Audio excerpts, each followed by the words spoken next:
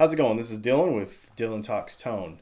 So I just realized the other day, or a couple days ago, that there is a discussion page on our YouTube channel, and I guess I just didn't realize it was there. So that means that a whole bunch of people have been asking questions, and I didn't even know about it. So we're going to go ahead and address some of those questions now. I'm just going to do it in kind of a quick FAQ situation. And if you have more questions, feel free to hit me up, and I will be making sure that I check on this thing for more regularly, and we'll try to help you out. Let's see. We've got a couple of things here. One person asked about soldering tips, like tips on soldering. We are going to, John, we're going to do a whole series on that. We've got a couple of videos already that kind of give you an idea what we use for the gear around here. However, we're going to do a full video on how to solder to the back of a pot and how to butt end solder wires and various stuff like that, so you can do your own soldering and how you can practice on your own guitar. That is coming, okay? So just know that to be true. Let's see. Dear Dylan, I would like to hear your thoughts on the copper plates that come under a Fender P and jazz bass pickups. Are they just for shielding? They are, and when you replace those pickups, he's asking if you replace them, do you want to put them back? I would say yes.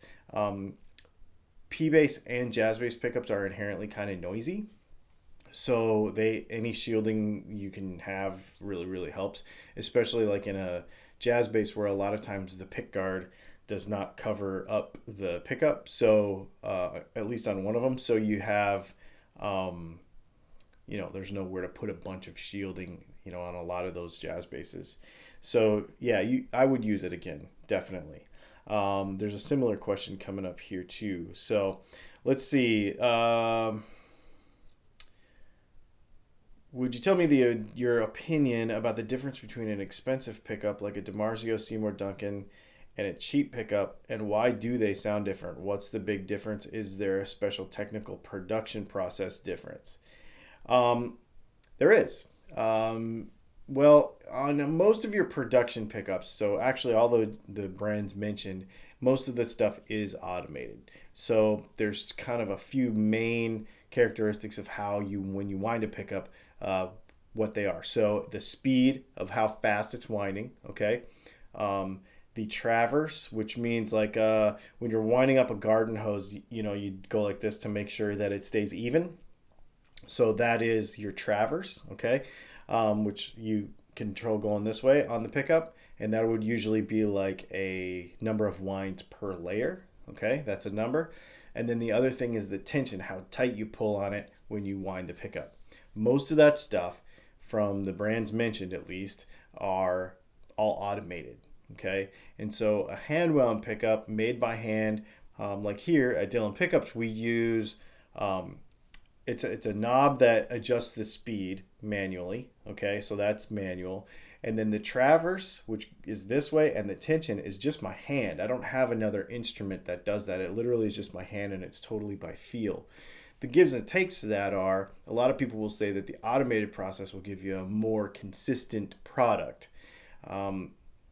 If you're really good at what you do, you can keep it consistent. Our pickups come out very consistently from one to the next, and we don't, even the boutique companies, hand winders will measure in batches instead of each individual and label each individual pickup separately. So we make sure that we wind and measure each individual one at a time. So there are ways you can keep that consistent quality, okay? Let's see what else we got here. I'm considering repainting a guitar, and that would include fresh shielding.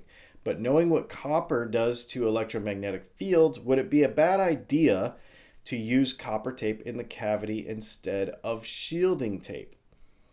Would it be necessary, if using copper tape, to use a bit of solder to connect the pieces of tape in case this adhesive is an insulation? Also, is it necessary to ground the shielding, and what is the best way? We have 2 or 3 really good videos on shielding. But so go ahead and look at those. But the long and the short of it is, there's a couple of questions here. One is, does it affect the tone of the pickup when you put copper shielding in there? Technically, it does. Mathematically, though, because of the distances and everything, you're really not going to hear a difference, okay? Tonally, you're not going to hear a difference. Some people say that they can, but when it really comes down to it, that is not the difference you're hearing, okay? We have a good video on that. You can watch that on our channel. As far as how to do it, yes, if you're using an adhesive tape, personally, I actually use slug tape. It's like from lawn and garden store, okay? And it's copper foil tape. The only downside to it is the adhesive is not conductive. So when you overlap it, just put a dot of solder on that seam to make sure that it all stays continuous circuit from one piece to the next. And then yes, ground it. If you do not ground any zone of your shielding, that is not considered shielding. When you go back and watch our video on shielding, you'll know that everything that you're catching with that shielding has to bleed off to a ground. So if you have a cavity or a part of your guitar that is separate from the rest of the shielding and it is not grounded, it technically does not work and is not part of it. Just having the tape there doesn't do anything. It has to be grounded. Great question. Let's see. There's a couple of guys in here that have been asking about pickups and they want me to talk to them about pickups. I have returned your emails and I'm answering your questions on that. I really I apologize for this. Let's see here. Oh, is there a difference in tone when we reverse wind, reverse polarity a pickup? This is pretty controversial and we haven't really talked about this in a video. Some people say you can tell the difference and some people say you can't.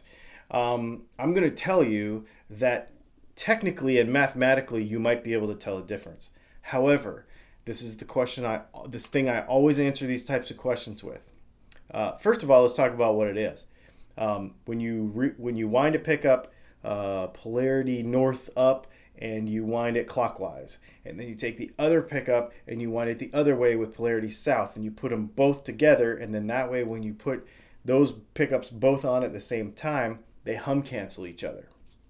Theoretically, there is a difference in tone if those two pickups are not reverse wound, reverse polarity. Theoretically. But my question to you is, as compared to what? If the noise is not there anymore, things are going to sound differently anyway. So it's kind of a big deal. It's kind of not a big deal at all. Just try it. People will say, well, it sounds different than my 59 Stratocaster. Yeah, but most of us don't play those. So does it sound different compared to what? Most of the time, 90% of us, 99% of us aren't going to be able to tell the difference in tone from reverse wound, reverse polarity to not, okay? But the hum will go away in those positions. So, it's kind of a give and take thing. Let's see. And I think that's about it for my little FAQ thing here. Like I said, I apologize for not knowing this section was here, and we will keep up on it. You can do a few things. You can catch us at dylantalkstone@gmail.com. You can catch us at every Monday night at 9 p.m. Eastern Time on kprlive.com, or listen to the replay that we post all over social media on kprlive.com for our radio show. And you can put in questions at our Gmail address. You can ask questions. I will address them there. We'll shoot some videos about them, whatever. But I will keep up on this more so that we don't leave you out in the cold and with no answers to some of these really good questions that we had today. My name is Dylan. This is Dylan Talks Tone.